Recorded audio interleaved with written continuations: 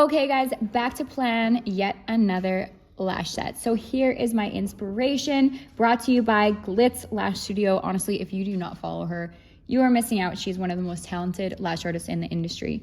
So I'm using her lash set as inspiration, and I'm gonna bring it to life on my client. So let's take a look at my client's eye shape. So her eye crease is so pretty. It literally makes her eyes look like they're uplifted. And actually, her eye plane is ascending. So she is like one of the most ideal clients I will ever lash, because I don't have to worry about the outer corners looking drooped at all. Her eye is working to my advantage. So what I'm gonna do is I think I'm gonna use an open eye on her. So usually when I look at an inspiration photo, I look at the general style. I don't necessarily look at the shape of the set. The reason why is because every shape can be modified to suit your client.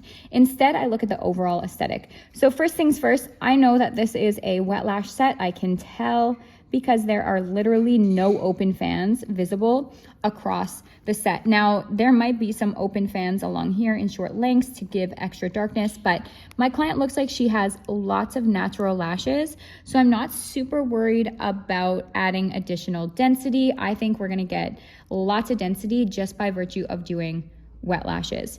So today I'm doing a little bit of a challenge with Anna, where we're only allowed to use the same curl and length. So I am stuck with CC curl lengths 8 to 14 millimeter, anywhere in between that.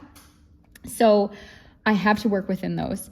So what I'm gonna do is I'm going to work with an open / doll eye type mapping on my client. I think this is gonna look really nice because although her eyes are quite open, they are fairly narrow. Like there's not a lot of lift and tilts to the eye. So I think working with the doll eye will look great. We're gonna open, we're also going to extend. A squirrel eye could also look great on her.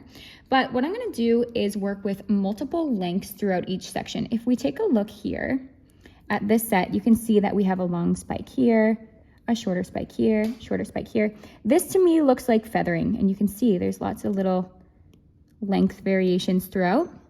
This to me speaks that we are gonna mix multiple lengths within each section, and we're actually not gonna worry too much about layering. However, for my longest length within each section, my longest spike, these guys, which there's about 12 of on this set, I'm gonna make sure that those peaks are placed on the top layer. Outside of that, every single other length is just gonna be feathered. So let's say my longest length is 13 millimeter. In this section here, my 13 millimeter section, I'm gonna blend some 12s, some 11s, and some 10s just for extra texture. If you wanted extra wispiness, you could literally go 13, 11, 9, and 8 just to kind of splice it up. I'm gonna just go with our generic feathering where we mix 4 lengths per sections. I think that's gonna be good enough for this set. And although I think that this set was probably done using a C curl, because you can see, if you follow here, it looks like it's not crazy, like not a crazy curl. Depending on the client's natural lash lift, she might have downturn natural lashes, which this might literally be a CC curl. So I'm expecting, just because my client does look like she has a bit of lift-ish to her natural lashes, it's like they grow straight out the follicle. I'm gonna expect that the lashes are gonna look just a touch curlier than they do on this client using the CC curl. And I honestly think it's going to look beautiful. Wet lash wise, I'm gonna use spiked wet lashes. You can see how they come to a peak. See that? They're not sitting open. So definitely, at least for the longest lengths within my sections that are placed across the top layer, I'm definitely gonna use spikes for those. So what I'm gonna do is grab Foreplay product, and I'm gonna make my spikes super easily by just putting Foreplay across the strip. So mapping wise, I think I'm gonna go longest length from here to here. I think 13 millimeter is gonna be more than enough for that. And I'm gonna jump back down to 12 and 11. I'm gonna go 12, 11, 10, and 9 is gonna be my longest spike. So these are my spike lengths. Let's imagine that.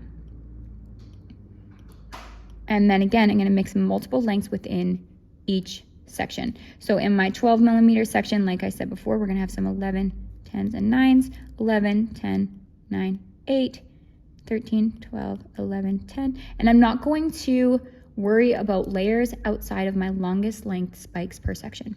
12, 11, 10, 9, 10, 9, 8, 9, 8. Now in here, I can guarantee you she has less layers, so I'm not worrying about mixing too many lengths per section.